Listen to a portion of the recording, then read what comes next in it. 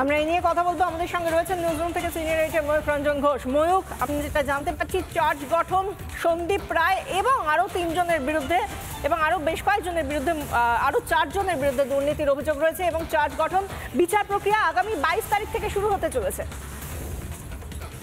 প্রথম থেকেই একের পর এক যে অন্তর্তদন্ত করেছিল এবং নির্দিষ্টভাবে আমরা যে দেখিয়েছিলাম যে সন্দীপ ঘোষ একদিনে একটা সঞ্জয় রায় তৈরি হয়নি। সন্দীপ ঘোষ লাগাতার এই গোটা আরজি করে একটা থ্রেট সিন্ডিকেট চালিয়ে গেছে।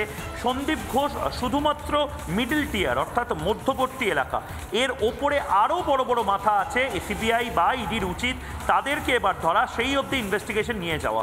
একটি সরকারি হাসপাতাল, কোটি কোটি টাকা আসছে, কোটি কোটি টাকার ইঞ্জেকশন কেনা হচ্ছে, স্যালাইন আসছে, দেহ থেকে শুরু করে বিভিন্ন কিছুর পাচারের অভিযোগ আসছে। এবং মমতা বন্দ্যোপাধ্যায় জানতেন না, মমতা বন্দ্যোপাধ্যায় স্বাস্থ্যমন্ত্রী হিসেবে এত জায়গার এত খবর রাখেন। মমতা বন্দ্যোপাধ্যায় এই খবর পর্যন্ত রাখেন কাশ্মীর থেকে কন্যাকুমারী কি হচ্ছে, আর মমতা বন্দ্যোপাধ্যায় আরজি করে জানতেন না যে এত কিছু হচ্ছে। এই মুহূর্তে আক্তার আলী, প্রাক্তন ডেপুটি সুপার আরজি কর, আমাদের সাথে উপস্থিত রয়েছেন। আক্তার আলী, সন্দীপ ঘোষের বিরুদ্ধে যে চার্জ গঠন হচ্ছে, সন্দীপ ঘোষের বিরুদ্ধে বারবার আপনি সরব হয়েছিলেন, এবার কি কিছুটা আশার আলো দেখতে পাবেন? আশার আলো তো দেখতে পাচ্ছি, তার কারণ ওদের তো এর আগেও বেল পিটিশন করেছিল সন্দীপ ঘোষ, কিন্তু বেল পিটিশন রিজেক্ট হয়েছে। এবং এটা তো আমি বলছি কি, এটা কি মানে ল অ্যান্ড অর্ডারের খুব পজিটিভ ইনিশিয়েটিভ কি একটা লোককে, এইরকম লোককে ধরে রাখা হয়েছে এবং তার এগেন্স্টে চার্জ গঠন হয়েছে। আমি এটাতে খুবই খুশি এবং ইনভেস্টিগেটিং অথরিটির এই কাজে আমি মানে খুবই, আমার যে এত বছর সার্ভিস ক্যারিয়ারে আমি তো এটা খুব ভালো ফল দেখতে পাচ্ছি। আপনি এখনো মনে করছেন সন্দীপ ঘোষ এই সমস্ত কিছুর মাথা? সন্দীপ ঘোষ দেহ পাচার থেকে শুরু করে বিভিন্ন যে বর্জ্য, যে মেডিকেল, তো মনে করছি না আমি, তো আমার কমপ্লেনের প্রমাণ সহ বলছেন তার এগেইনস্টে তো অ্যাকশন তো নেওয়া হয়েছে এবং সে তো এখনো জেলে আছে। তাকে তো তার বেল পিটিশন রিজেক্ট করা হয়েছে। আমি তো মানে এটা বারবার বলেছি, আমি 3 মাস ধরে চেঁচাচ্ছিলাম, তখন আমার কথা কেউ শোনেনি। যখন ঘটনাটা 9 আগস্টে যখন ঘটনাটা হলো, তারপরে সে অথরিটিগুলো বিভিন্ন জায়গা, vigilance commission, state commission, anti corruption, সব জায়গায় তো বিষয়গুলো জানিয়েছিলাম। সন্দীপ ঘোষের মাথার উপরে কে, যদি এটা জিজ্ঞেস করা হয়, সন্দীপ ঘোষ এত ক্ষমতা পেলেন কি করে? কিন্তু একজন ডাক্তার।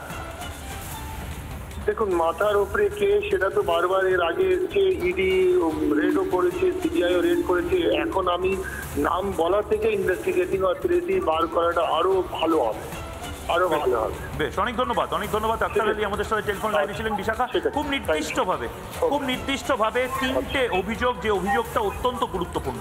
আরজি করে যদি এটা ঘটতে পারে, একেবারে কলকাতা শহরের হাট যাকে বলা হয়, প্রাণকেন্দ্রে যদি এটা ঘটতে পারে, জেলায় জেলায় কত কোটি টাকার এই ধরনের দুর্নীতি চলছে এবং এই দুর্নীতিটার বলি আরো কত অভয়া হবে। বিশাখা, ধন্যবাদ ময়ূখ। আমরা কথা বলছিলাম, আমাদের সঙ্গে ছিলেন আমাদের সিনিয়র এডিটর ময়ূখ রঞ্জন ঘোষ।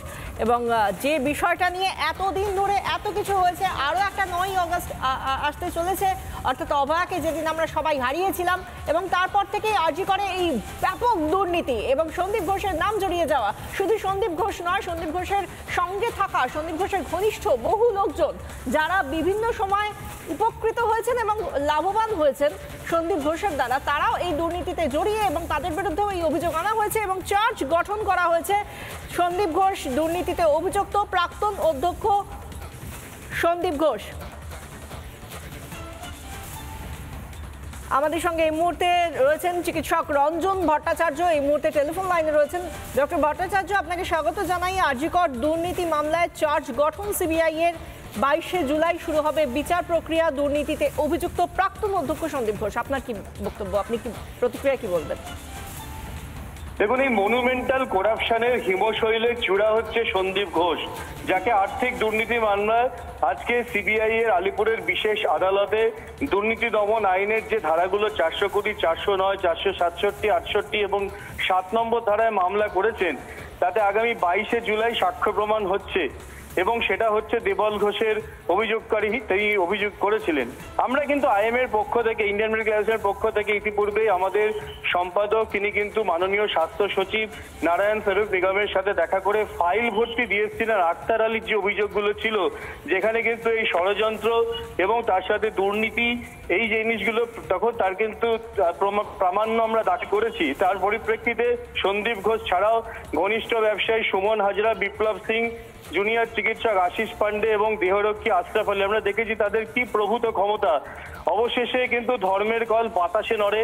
তাই জালিয়াতি, প্রতারণা, অপরাধমূলক ষড়যন্ত্রে যে 22শে জুলাই যে চার্জশিট দাখিল করা হয়েছে, আমরা খুশি, আশা করি তদন্ত হবে। কিন্তু একই সাথে আমরা অখুশি যে খুন ও ধর্ষণ মামলায় যে সিবিআই যে দাখিল করেছিল, সেগুলো এখনো সুবিচার কিন্তু অভয়া কিন্তু এখনো পায়নি। বেশ, ধন্যবাদ।